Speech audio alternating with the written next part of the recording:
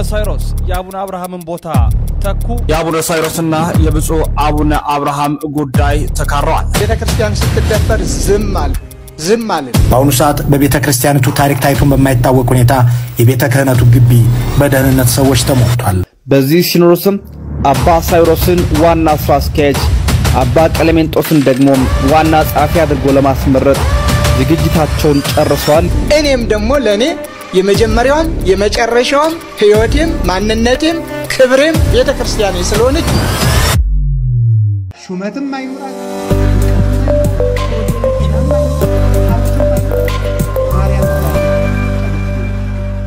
ፋስላለችን ይበቃል።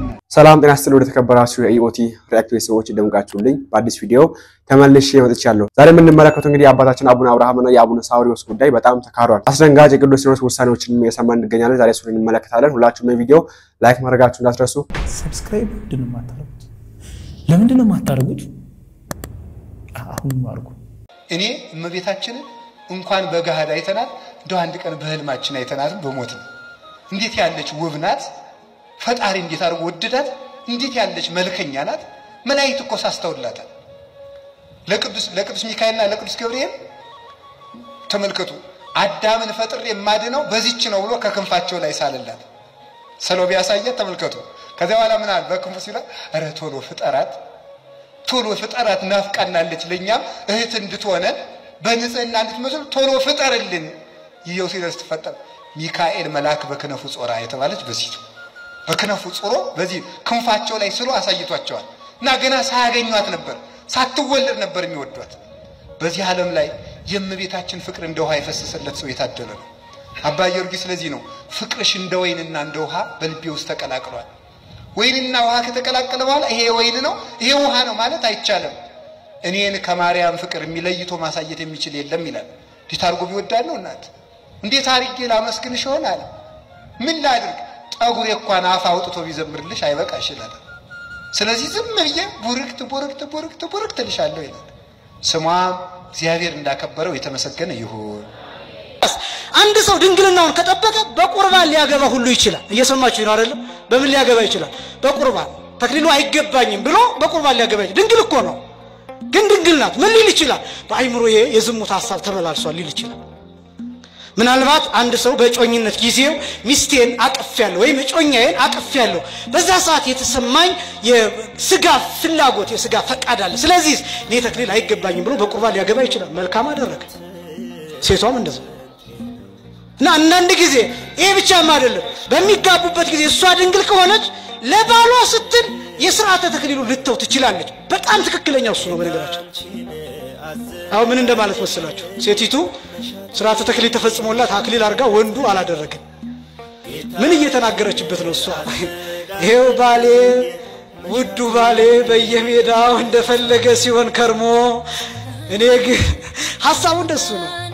እኔ ግን ድንግልናዬን ጠብቄ እስከዚህ ሰዓት ድረስ ቆይቼ ይሄው አክሊል ደፍቻለሁ እንደማለት ነው። ባሏን አጋለጠችው። ባሏን በአደባባይ አጋለጠችው። እሱስ ምን እያደረገ ነው? ተክሊል ቢያደርግ ይሄው እኔ ወንዱ እንኳን ራሴን ስጠብቅ እሷ ግን እንዲህ ነው ሐሳቡ። እና አንዳንድ ጊዜ የምናደርጋቸው ነገሮች ትርጉማቸው ምንድነው? ያን ነገር ማድረግ ለማን ይጠቅማል? ሌላው ይሄ ብቻ አይደለም። በተክሊል ስላገባህ ብቻ ትዳርህ ይጸናል ማለት አይደለም። ጋብቻ የሚወሰነው አንደኛ በእግዚአብሔር ጥበቃ፣ ከዛ ቀጥሎ አንተ ለጋብቻ በምትከፍለው ዋጋ ነው የሚለካው እንጂ እዚህ በሚያብረቀርቅ አክሊልና ካባ ስለተዳርክ አይደለም። ራስን ጠብቀህ የኖርክበት፣ ራስሽን ጠብቀሽ የኖርሽበት፣ ራሳችንን ጠብቀን የኖርንበት እሱ የሚያሰጠው ዋጋ አለ። እርግጥ ነው፣ ግን ደግሞ በተክሊል ስላገባን ብቻ አይደለም። በጣም ብዙ ሰው እንደዛ የሚያስብሰዋል። እና እንደዚህ ደግሞ ስላችሁ አይ እንደዚህ ከሆነ ችግር የለውም ማለት ነው ብሎ ራስን ማርከስም አይደለም። በጣም ብዙ ዋጋዎች አሉት ራስን መጠበቅ። ይሄን ማወቅ ያስፈልጋል። እና ይቻላል፣ ይፈቀዳል፣ ትክክል ነው። ነገር ግን ባልን ማጋለጥ ሚስትን ማጋለጥ ነውና የሚሆነው አንዱ ስለሌላው ዝቅ ማድረግ። ሁለት አባቶች ያደረጉትን ዜና አበው ላይ አንድ ታሪክ አለ። ሁለት አባቶች ከገዳም ለአንድ ተልኮ ይላኩና ወደ ከተማ ይወጣሉ። እና ተልኳቸውን ፈጽመው ሊመለሱ ሲሉ አንደኛው ድቀት ያገኘዋል። ከገዳም ሲወጣ ያው የከተማውን ነገር አይቶት ስለማያቅ በአይምሮ በጣም ከባድ ነገር ይፈጠርበትና ድቀት ያገኘዋል። ይወድቃል፣ ይሳሳታል። እና ከዛ ይህ አባት በቃ እቃውን ይሰጥና ለሱ እንግዲህ አንተ ወደ ገዳሙ ተመለስ እኔ ግን አልመለስም ይላል። ለምን ሲለው ወድቅ ያለው ተሳስቻለሁና ሁለተኛ እነዚያን አባቶችን ፊት ማየት አልችልም ስለዚህ ወደ ገዳሙ አልሄድም ይለዋል። እና ከዛ እሱም ይሄኛው እንዲሄድ ስለፈለገ አይ ወንድሜ አንተ ብቻ እኮ አይደለም እኔም ወድቅ ያለው ይለዋል። አውቆ ማለት እኔም እኮ ተሳስቻለሁ ይለዋል። እና ከዛ ሁለቱም እንደዛ ነው እንዴ ብለው ይነጋገሩና ወደ ገዳማቸው ሲመለሱ እቃውን አስቀምጠው በዳር ይቀመጣሉ። እና ምን ሆናችሁ ነው ብለው ሲጠይቋቸው ግቡ ሲሏቸው አንገባ፣ ብሉ ሲሏቸው አንበላ፣ ጠጡ ሲሏቸው አንጠጣ፣ ወደ ቤተ መቅደስ ግቡ ጸልዩ ሲሏቸው እምቢ። ለምንድን ነው ሲባሉ ወደ ከተማ ሄደን ሁለታችንም በእንደዚህ አይነት ስተት ወድቀናል እና አይገባንም ብለው ይናገራሉ። ከዛ አባቶች ጸሎተ ማህበር ይይዛሉ። ለሁለቱም አባቶች ጸሎተ ማህበር ሁሉም ጠቅላላ መነኮሳቱ ይይዙና በሶስተኛው ቀን አንድ ራእይ ተገለጠላቸው።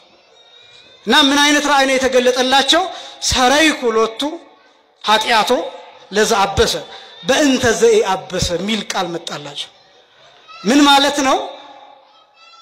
የበደለውን ሰው ኃጢአት ስላልበደለው ሰው ብዬ ይቅር ብዬልታለሁ ሚል። ስለዚህ ያኛው ሰው ማለት ያኛው ሰው አልተሳሳተም፣ ያኛው ሰው አልወደቀም። ግንስ ምን አደረገ? ስለዚህኛው ሰው ራሱን ዝቅ አደረገ። ወድቅ ያለው ተሳስቻለሁ ብሎ ይሄኛውን ሰው አዳነው፣ ደገፈው፣ አተረፈው። ለባልሽ እንደዛ መሆን አለብሽ፣ ለሚስትህ እንደዛ መሆን አለብህ። እና ያኛው ይቻላል ልክ ነው። ነገር ግን ባልን ማጋለጥ ሚስትን ማጋለጥና በአደባባይ ሌላን ሰው ማዋረድ ስለሆነ ትርጉሙ በዚህ ምክንያት ምናልባት ይሄንን መተው ቢቻልና በስርዓተ ቁርባን ቢሆን የተሻለ ነው። ምክንያቱም ይቺ ሴት ድንግልናዋን በመጠበቋ ዋጋዋ አይቀርባትም። ተክሊል ባለማድረጓ ግን ከመንግስተ ሰማያት አትከለከልም። ለምን? ድንግልናት ያንን የሚያውቅላት እግዚአብሔር ስለሆነ። በጣም እንመለከተው እንግዲህ ሰሞኑን አነጋጋሪ ነበረ የኢትዮ ፎረም አንድ ዘገባ አለ። እስቲ እሱ እንመልከትና ወደ አቡነ ሳዊሮስ እና አቡነ አብርሃም ጉዳይ የምንገባው ነው የሚሆነው። ያው ስለሚያያዝ እስቲ እንመልከተው። በሚገባ የተከታተልነውና በኢትዮጵያ ኦርቶዶክስ ተዋሕዶ ቤተክርስቲያን ውስጥ የፈጸሙትን ስለሆነ እሱን ስንመረምር የብሔርና የሃይማኖት ፍላጎት የተጫነው ሰርጎ ገብነት ተብትቦት እናገኘዋለን። ከዚህ አጠቃላይ ሁኔታና የምርመራ ጥናታችን ግኝቶች ስንነሳ በአሁኑ ጊዜ የብሔራዊ መረጃና ደህንነት አገልግሎት በቤተ ክህነት መዋቅራዊ ህይወት ውስጥ 5 የመረጃ የማቀበል ሪፖርት የማድረጊያ የተቃውሞ ድምፅ መቆጣጠሪያና የጉዳይ መፈጸሚያ ማዕከላት እንዳሉት ይታመናል። እነዚህ 5 ማዕከላት ደግሞ የቅዱስ ሲኖዶሱ ስብሰባና ጳጳሳቱ፣ የመንበረ ፓትርያርክ ጠቅላይ ቤተ ክህነት አስተዳደር ጉባኤ፣ የቅድስት ሥላሴ ዩኒቨርሲቲ ገዳማት፣ አድባራትና የአብነት ትምህርት ቤቶች እንዲሁም አህጉረ ስብከቶች ናቸው። የቅዱስ ሲኖዶስ ስብሰባና ጳጳሳቱ በአሁኑ ጊዜ የብሔራዊ መረጃና ደህንነት አገልግሎት የክትትል ማዕከል ናቸው። ከራሱ ሰራተኞች ባሻገር በመደበኛነት የሚከታተሉ 5 ወኪል ጳጳሳት በሀገር ውስጥና በውጭ አሉት። 3ቱ በኢትዮጵያ፣ አንዱ በሰሜን አሜሪካ፣ ሌላኛው በደቡብ አፍሪካ ይገኛሉ። የመንበረ ፓትርያርክ ጠቅላይ ቤተ ክህነት አስተዳደር ጉባኤ ሌላኛው የብሔራዊ መረጃና ደህንነት አገልግሎት የክትትል ማዕከል ነው። የዚህ ጉባኤ አባላት የመምሪያ ኃላፊዎችና የድርጅት ስራ አስኪያጆች ሲሆኑ ጉባኤውን በሰብሳቢነት የሚመሩት ዋና ስራ አስኪያጁ ናቸው። በመደበኛነት የሚከታተሉት 3 የመምሪያ ኃላፊዎች ሲሆኑ የሚቀያየሩ የጉባኤ አባላትም አሉ። የቅድስት ሥላሴ ዩኒቨርሲቲ በአሁኑ ጊዜ የብሔራዊ መረጃና ደህንነት አገልግሎት ዋናው የክትትል ማዕከል ነው ማለት ይቻላል። የብልጽግና ሹም መሆን መስፈርት እስኪመስል ድረስ አብዛኛዎቹ የዩኒቨርሲቲው የቦርድ አባላት የብልጽግና ሹማምንት ናቸው። ሆኖም ግን የክትትል ማዕከል ነው። የሚደንቀው ደግሞ መደበኛ ወኪሉ ራሳቸው የሥላሴ ዩኒቨርሲቲ ፕሬዝዳንቱ አቡነ ፊሊጶስ መሆናቸው ነው። በነገራችን ላይ በተለይ የሊቀ ጳጳሱ መኖሪያ ቤት የቤተ ክርስቲያኒቱ የአድማ ማዕከል ተብሎ ይጠራል። በሁሉም የስጋትና የጦርነት ቀጠናዎች ውስጥ ያሉ ገዳማት፣ አድባራትና የአብነት ትምህርት ቤቶች የብሔራዊ መረጃና ደህንነት አገልግሎት የክትትል ማዕከል ቢሆኑም ዋነኞቹ በአማራ በትግራይና በኦሮሚያ የሚገኙት ናቸው። በአማራ ክልል በባህር ዳርና ዙሪያው እንዲሁም በደሴና ዙሪያው የሚገኙ ገዳማት፣ አድባራትና የአብነት ትምህርት ቤቶች ሲጠቀሱ በኦሮሚያ ደግሞ የዝቋላ አቡነ ገብረ መንፈስ ቅዱስ ገዳም ይጠቀሳል። የክትትል ስራው የሚሰራው በራሱ የብሔራዊ መረጃና ደህንነት አገልግሎት የክትትል ሰራተኞች ነው። ሁሉም ሀገረ ስብከቶች የብሔራዊ መረጃና ደህንነት አገልግሎት የክትትል ማዕከል ቢሆኑም በአገዛዙ ላይ ነፍጥ ያነሱ አካላት በስፋት የሚንቀሳቀሱባቸው በመሆኑ የባህር ዳር፣ የደብረ ማርቆስ፣ የሰሜን ወሎ፣ የደቡብና ሰሜን ጎንደር ሀገረ ስብከቶች ልዩ ክትትል የሚደረግባቸው ናቸው። የክትትል ስራውን የሚሰሩት ደግሞ ከየሀገረ ስብከቱ የተመለመሉ ካህናትና የራሱ የክትትል ሰራተኞች ናቸው። እነዚህ የብሔራዊ መረጃና ደህንነት አገልግሎት የክትትል ማዕከላት የቤተ ክርስቲያንን ገጽታ አበላሽተዋል።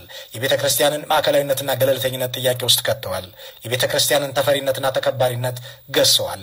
በሀገር ደረጃ አባታዊ ተአማኒነትን አሳጥተዋል። በዚህም የተነሳ አንዱ ካህን ሌላውን ካህን በስጋትነት እንዲመለከት ሆኗል። በቤተ ክርስቲያን ሲኖዶስ ቢኖርም ሲኖዶሳዊነት እንዳይኖር ምክንያት ሆኗል። ምዕመን የነፍስ አባቶቻቸውን የሚፈሩ የነፍስ አባቶችም ልጆቻቸውን የሚሰጉ ሆነዋል። ባጭሩ በቤተ ክርስቲያኒቱ መዋቅራዊ ሕይወት ውስጥ የድህነትና የደህንነት ስጋት እንዲፈጠር ሆኗል። አገዛዙ በዚህ መልኩ በብሔራዊ መረጃና ደህንነት አገልግሎት ወኪሎችና ሰራተኞቹ በኩል በቤተ ክርስቲያን ላይ የሚፈጽመው ግፍና በደል ሳያንስ ሕገ ቤተ ክርስቲያንን ተደርምሶ ቀኖናና ቤተ ክርስቲያን ተጥሶ መደበኛው የምርጫ ስርዓት ታጥፎ በቀላጤ ትእዛዝና ማስፈራሪያ የኔ የሚላቸውን የጠቅላይ ቤተ ክህነት ዋና ስራ አስኪያጅና የቅዱስ ሲኖዶስ ጸሐፊ በዚህ የርክበ ካህናት የቅዱስ ሲኖዶስ ምልአተ ጉባኤ ለማስመረጥ ብቻ ሳይሆን ለማስመደብ ጭምር የመረጃና ደህንነት ሰራተኞቹን አሰማርቶ 24 ሰዓት እየሰራ ይገኛል። በአሁኑ ሰዓት በቤተ ክርስቲያኒቱ ታሪክ ታይቶን በማይታወቅ ሁኔታ የቤተ ክህነቱ ግቢ በደህንነት ሰዎች ተሞልቷል። ብሔርንና ጎጥን መሰረት አድርገው ከፍተኛ የመንግስት ባለስልጣናትና የደህንነት ሰዎች ተመዳድበው አቡነ ሳዊሮስንና አቡነ ቀሌሜንጦስን ለስራ አስኪያጅነትና ለጸሐፊነት ለማስመደብ በብፁዓን አበው ሊቃነ ጳጳሳት መኖሪያ ቤቶች በመመላለስ ላይ ይገኛሉ። ሆኖም ግን የቅዱስ ሲኖዶስ አባላት ምርጫ አንድ ነው።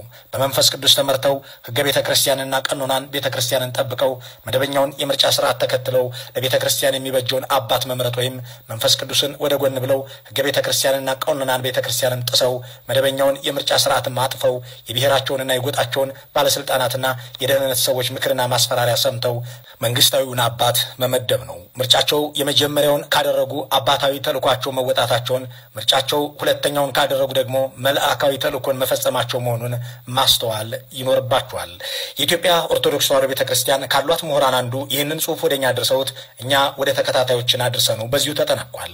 ይህ ጉዳይ አልተፈጸመም ወይም የበለጠ አብራራዋለሁ የሚል የቤተ ክርስቲያኗ ሰውም ሆነ ይህንን አልፈጸምኩም የሚል የመንግስት ወገን አስተያየቱን ለማጋራት ቢመጣና በተመሳሳይ መንገድ ሐሳቡን ቢያመጣ ለማስተናገድ ዝግጁ መሆናችንን በመጠቆምና እንግዲህ ኢትዮፎረም እነዚህ አይነት መረጃ ሰሞኑን አውጥቶ ይሄ ተዘግቦ ብዙዎች ያወሩበት ይገኛሉ። በዚህ ጉዳይ ግንኙነትን ማሳስቀሙ ውሸት ነው አውቆ የሰጠ ነገር ነው የሚባል ነገር ይሰማን ነበር። እና ኢትዮፎረም ራሱ ግን ይሄን ነገር የሚያስተባብል ሰው ካለ ይሄ ትክክል አይደለም ይሄ አረኩም የሚል አካል ካለ ቢመጣ እንቀበላለን የሚል ነገር አቅርቧልና እስቲ በዚህ ጉዳይ እናንተን ማሳብ አስቀምጡበት ለማለት ፈልጋለሁ። ቀጣይ የምንመለከተው እንግዲህ የአቡነ ሳይሮስና የአባታችን የአቡነ አብርሃም ጉዳይ ነው። እስቲ እንመልከት። የአቡነ ሳይሮስና የብፁዕ አቡነ አብርሃም ጉዳይ ተካሯል። ብፁዕ አቡነ አብርሃም የመንበረ ፓትርያርክ ጠቅላይ ቤተ ክህነት ዋና ስራ አስኪያጅ ቦታቸውን ይዘው ሳለ በአሁኑ በቅዱስ ሲኖዶስ ምልአተ ጉባኤም የጠቅላይ ስራ አስኪያጁና የቅዱስ ሲኖዶስ ጸሐፊዎች ቦታ የሊቃነ ጳጳሱ ስፍራ በሌሎች ጳጳሳት እንደሚተካ ይታወቃል። ይህን ተከትሎ አቡነ ሳይሮስ የአቡነ አብርሃምን ቦታ ለመተካት ከፍተኛ ትግል እየታገሉ እንደሆነ ታወቀ። በደረሰን መረጃ መሰረትም ነጩ ፓትርያርክ አባ ሳይሮስ አሳፋሪ ፕሮፓጋንዳዎችን እየሰራችሁ ነው፣ ይህ አግባብነት የሌለው ነው በማለት በኢትዮጵያ ኦርቶዶክስ ተዋሕዶ ቤተክርስቲያን ሕዝብ ግንኙነት ላይ ቅሬታ እየቀረበ ይገኛል። ቅሬታው ደግሞ አቡነ ሳይሮስን ለማሞካሸት በሚመስል ሁኔታ የብፁዕ አቡነ ሳይሮስ ትሩፋት በሸገር ሀገረ ስብከት በሚል በአንድ ዓመት የሰሩት ስኬት በማለት እጅግ ብዙ የምርጫ ቅስቀሳ የሚመስሉ ጋጋታዎችን መጻፋቸውን ተከትሎ ነው የኢትዮጵያ ኦርቶዶክስ ተዋሕዶ ቤተክርስቲያን ሕዝብ ግንኙነት ከፍተኛ ቅራኔና ቅሬታ የቀረበበት የሚገኘው። በዛሬ መረጃችን ይህንን አስመልክተን በስፋት እናቀርብላችኋለን። እጩ ፓትርያርክ ካልሆንክ የሚሉት አቡነ ሳይሮስም ሌላ ጉድ ይዘው ሊመጡ ይችላሉ የሚሉ ኦርቶዶክሳዊ ቁጣዎችንም የቀሰቀሱ የሚገኙ ሐሳቦችን በእጃችን ገብቷል። እሱንም እናስደምጣችኋለን። በዚህ ሲኖዶስም አባ ሳይሮስን ዋና ስራ አስኪያጅ አባ ቀሌሜንጦስን ደግሞ ዋና ጸሐፊ አድርጎ ለማስመረጥ ዝግጅታቸውን ጨርሰዋል ይላል ዘገባው። ምናልባትም የሰሞኑ ማስታወቂያ ለዛ ይሆናል የሚል ግምቴን አጠናክሮልኛል። በነገራችን ላይ የፓትርያርኩ ጽሕፈት ቤትና የሕዝብ ግንኙነት ጽሕፈት ቤት አስቀድመውም በደህንነት መስሪያ ቤቱ ከተጠለፉት ውስጥ ቀዳሚዎቹ ናቸው ብለዋል። የዚህ ሁሉ ዋና ዓላማው የሀገርን ደህንነት ለማስጠበቅ የሕዝብን ሰላም ለማስከበር ሳይሆን ሀገርና ሕዝብን ለአንድ ግለሰብ ስልጣን ለማስገዛት በተያዙ ዘመቻ ቤተክርስቲያንን ለአንዴና ለመጨረሻ ጊዜ ለመስበር እንደሆነ በዝግጅቱ ተሳትቷል። ለማንኛውም ስሙና እርማችሁን አውጡም። በዚህ ሲኖዶስ በስም ከተጠቀሱት ጳጳሳት አንዱ እንኳን ከተመረጡ ቤተክርስቲያን መወረሷን የምናረጋግጥ ይሆናል። ዶክተር አረጋ ባተ ይህንን ጽሑፍ ገልጿል። ለመሆኑም በአሁኑ የቅዱስ ሲኖዶስ ምርጫ ላይም ጠቅላይ ስራ አስኪያጁ እንዲሁም ብፁዕ ጸሐፊው ማን ሊሆን ይችላል? እውነቱ እነሱ እንደሚሉት ስራ አስኪያጁን አቡነ ሳይሮስ ጸሐፊውን አቡነ ቀሌምንጦስ ሊያደርጉት ይችላሉን? በዝርዝር መረጃችንን እንመልከት። መምህር ጌትነት ካሳውን ይቀጥላሉ። ስራ አስኪያጅ ማን ነው? የዘንድሮ ሲኖዶስ በሕገ ቤተ ክርስቲያን ድንጋጌ መሰረት ለቀጣይ 3 ዓመት የሚመራ አባት ይሰይማል። የሲኖዶስ ዋና ጸሐፊንም ጨምሮ ድሮ እንኳን ማን ይሆን የሚለው አያሳስበንም ነበር። በተለይ ከመንግስት መምጫ ወዲህ ፈጽሞ ተቀይሯል። ምክንያቱ ብዙ ነው። እነሆ ጠቅላይ ሚኒስትር እንደመጣ ስራ አስኪያጅ አቡነ ዲዮስቆሮስ ነበሩ። ቀጥሎም አቡነ ያሬድ፣ ከዚያም አቡነ አብርሃም። ውጥረትም ጥፋትም የመጣው በአቡነ ያሬድ ነበር። ለመንግስት ሙሉ በሙሉም ቤተክርስቲያን ያመቻቹ እሳቸው ናቸው። ቀጥሎ አቡነ አብርሃም ወጥተው ቤቱን የእብድ ቤት ያደረጉትን እሳቸው ናቸው። አሁን ለቤተክርስቲያን ጥቅም ሳይሆን ከፖለቲካና ከእርስ በርስ ሽኩቻ ጋር ተያይዞም የሥራ አስኪያጅነት ቦታ አጀንዳው ሳቢ ወንበሩም ማጋግ ይሆናል። ማገልገያም ሳይሆን መቢያ ትሪ ስለሆነ መምህር ጌትነት ካሳውን ይቀጥላሉ።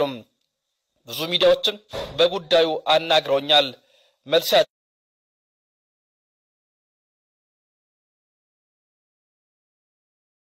ፈልግም ማንም ይሁን ማን አንዳቸውም ለቤተ ክርስቲያን የሚጠቅም ስራ የሚሰራ አባት የለም የሚል ነው። ለልባችን እገሌ ቢሆን እገሌ ብንለውጥ የለውም። ሁሉም የቤተ ክርስቲያን ሳይሆን መንግስትን ሊያገለግል እንግዲህ እነዚህ መረጃዎች እየወጡ ይገኛሉ። ዛሬ ጣት እንግዲህ አንዳንድ ሶሻል ሚዲያዎችን ቼክ ማድረግ ሞክሬ ነበር። እንኳን ደስ አላችሁ አቡነ ሳዊሮስ ተሾሙ ጻፊ ሆኑ የሚባል ነገር እያየን ነው የምንገኘው። ያው የሚያደርገው ማን እንደሆነ የሚታወቅ ነውና በብሔርተኝነት ውስጥ ያለ አካል ነው ይሄን እያደረገ ያለው። ስሙን ለማየት እንደሞከርኩ ከሆነ እንትና የኦሮሞ እንትና የኦሮሞ እንትና የኦሮሞ ቤተክርስቲያን ምናምን የሚል ስሞች ያዙ ፌስቡክ ፔጆች አሉ። እነዛ አቡነ ሳዊሮስ ተሾመ የሚል ነገር ነው ያደረጉ ያሉት። እንግዲህ ከሰውኛ ሐሳብ ወጥቶ በመንፈስ ሐሳብ ይሾማሉ ወይንስ ቅድም እንደተባለው ተልእኮ ለመፈጸም ይሾማሉ ወይም የተሰጣቸውን ብቻ አድርገው ይወጣሉ የሚለው ነገር አብረን የምንመለከተው የሚሆነው። በዚህ ጉዳይ እንግዲህ የእናንተንም ሐሳብ አስቀምጡበት። እንቀጥል። አለው ማለት የሚችለው ማን ብቻ ነው? ማን ብቻ ነው? ከአዳማ ወደ አዲስ አበባ እየሄድኩ ነው፣ እግዚአብሔር ቢፈቅድ። ማን ቢፈቅድ? ከአዳማ ወደ ወለንጭት እየሄድኩ ነው፣ ወደ አሰላ እየሄድኩ ነው። ማን ቢፈቅድ? ወደ ዝዋይ እየሄድኩ ነው። ማን ቢፈቅድ? ማታ ተኝቼ ጠዋት እነሳለሁ። ማን ቢፈቅድ? አልጋ ላይ ተገለባብጦ ጠዋት መተኛት ቀላል ነገር ነው እንዴ? አንተ ተኝተህ እኮ የነርቭ ሲስተም፣ የደም ዝውውር፣ ያተነፋፈስ ስነ ስርዓትን ማን ነው የሚቆጣጠረው? ማን ነው የሚቆጣጠረው? ስሙ የተመሰገነ ይሁን። ስለዚህ ዝም ብለህ ከመሬት ተነስቶ እኔ አለው አይባልም። አለው ማለት የሚችለው እግዚአብሔር ብቻ ስለሆነ አለውም ካለ ያለው እሱ ብቻ ስለሆነ ያለም የሚኖርም ስለሆነ ሰው ግን አለው ብሎ መናገር አይችልም። ማታ ከተኛ ጠዋት ላይ እነሳ ይችላል። ሰውነት ስላለው አለው ማለት አይችልም። አይታችኋል አይደል? 7 ዘመን ሙሉ ካንገቱ በላይ ማሽን ውስጥ ገብቶ ይኖረውን ሰው። እኔ በጣም የሚገርመኝ እንደው እጅ ያላችሁ ሰዎች አላችሁ፣ አይን ያላችሁ ሰዎች ሕያው እግዚአብሔር ምስክሬ ነው። ከዚህ በላይ ሀብቴ አይንን የሚያይ ከሆነ ጆሮክ የሚሰማ ከሆነ እግር የሚራመድ ከሆነ ሰውነት ምግብ መቀበል የሚችል ከሆነ ይሄ እጅ የሚንቀሳቀስ ከሆነ እዚህ የጀርባ ነርቭ ሲስተሞች የሚሰሩ ከሆነ እግዚአብሔር ይመስገን ብለ ማን ይመስገን? እቺ ጣት እንደዚህ ተዘርግታ እንደዚህ የምትታጠፈው ማን ሲፈቅድ ብቻ ነው። ያልተያዘ ሰው አያውቀው። እኔ ብዙ ምስኪኖች ያውቃል። በጣም የሚያስደነግጥ አዲስ አበባ ላይ የ400 ሚሊዮን ብር ቤት ውስጥ ነው የሚኖሩት። ቤታቸው የ400 ሚሊዮን፣ እነሱ የሚኖሩት ሆስፒታል። በጣም የሚያስደነግጥ የ30 ሚሊዮን ብር ኒሳን ፓትሮል ገዝተው እነሱ የሚሄዱት በዊልቸር ነው። ስለዚህ በእግራችሁ ከሄዳችሁ እግዚአብሔር ይመስገን። ማን ይመስገን? ተከራይተህም ቤት መኖር ከቻልክ እግዚአብሔር ምስክሬ ነው፣ እግዚአብሔር ይመስገን። ህመም ራሱ ከተሰማችሁ ጨጓራም ጉበትም ካንሰርም ደም ግፊትም ካለ እግዚአብሔር ይመስገን። ለምን? ህመሙ ራሱ የተሰማክ የስጋ ደዌ በሽታ ስለሌለብህ ነው። ጤነኛ ካልሆንክ ህመሙ አይሰማህም።